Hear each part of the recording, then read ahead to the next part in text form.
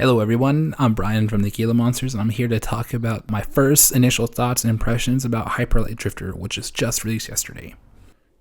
First off, this game looks beautiful. Its 8-bit animation style is nice and pretty refreshing to see, because most of the time you never really see 8-bit used as an actual way of animating.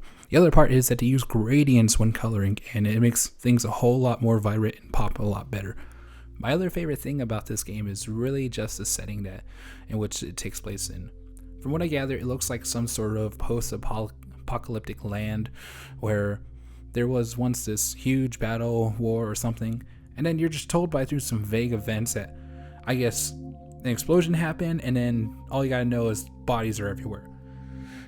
Eventually, it looks like after years and years, vegetation started to regrow and starts to reclaim all the abandoned machines and other sort of ruins as well. And now we move on to the gameplay of this game. It breaks down into about two different sections. Your first section, you just got a whole bunch of platforming challenges, which you use your main source of movement, which is your dash, to get through and solve a few. Your next one is going to be combat, which is you use your sword and your guns along with your movement abilities to help stave off some hordes or even a few just monsters here and there to just throw at you, almost as fodder or so. And this is really where one of my main problems stems from the game. So, in this game, it tells you to play with your controller, and that's not exactly a bad thing because the controller feels nice and it's pretty awesome just to play these types of games with a controller because, it feels like a Zelda game almost.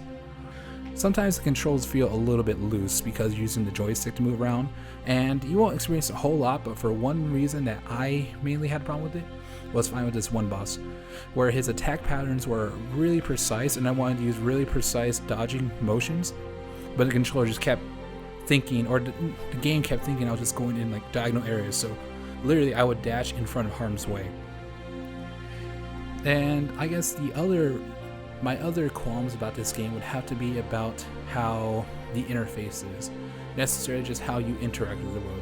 There's no words, nothing being spoken. The only thing that you ever get as far as the information is just pictures that are just sort of popped up on the screen, told you, I want to say vague stories about what was there and what's going on. And I don't really mind it as well, but whenever you're trying to buy an upgrade, and it just gives you a picture and says, yo, you press XX, and it shows you a picture of like a small animation of dashing.